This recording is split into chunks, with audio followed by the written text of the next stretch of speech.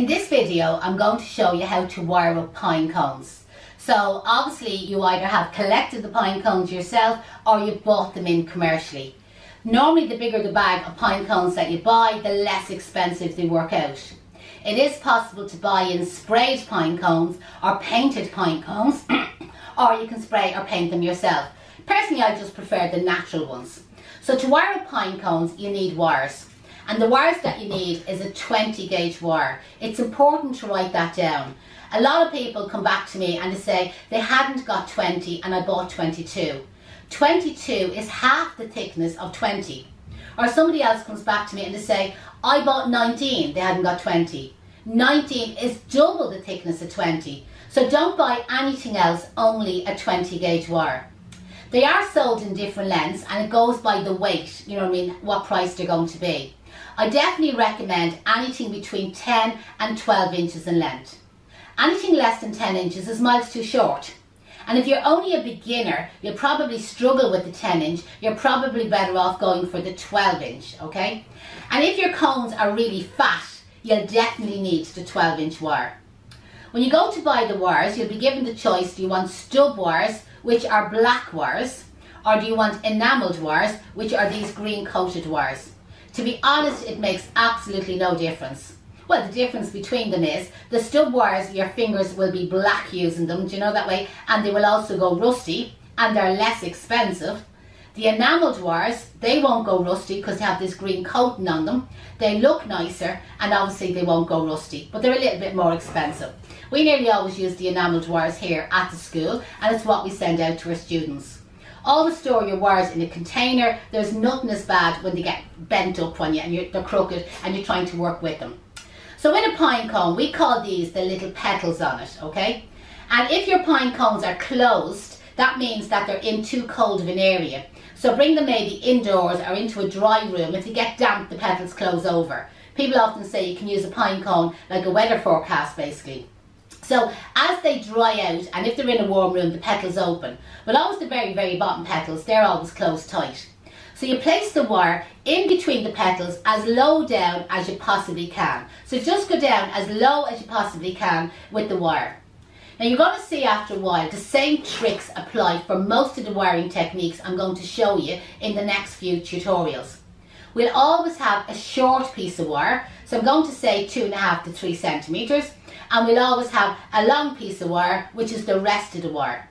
If your wire is the same length on both sides, you're making a mistake. It's not going to work for you. And the shorter that piece is, the better. But when you're starting off, you'll find that you'll need to leave that extra piece longer just to kind of get the grip on it, okay? And that's why I'm advising new people to buy 12-inch wires rather than 10-inch wires.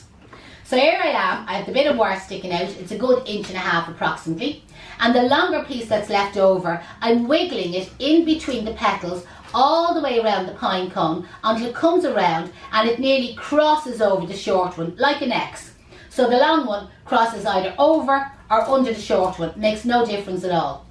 And with the tops of my fingers, I grip it between my finger and my thumb and I twist the cone at least 2, maybe 3 times and stop. Now, that's why we recommend that you start with a shorter piece of wire sticking out, where when you start off, you'll have like a long piece left over.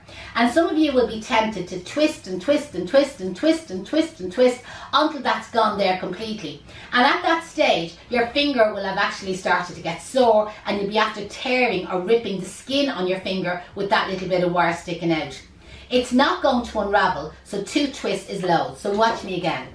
So you pick up your pine cone, this one's a little bit battered, but it'll do. It's nicely opened. Get your wire and place it as low down on the bottom of the cone in between the open petals. And leave a short bit sticking out. So this time we leave just about 1 inch sticking out, less than 2 centimeters.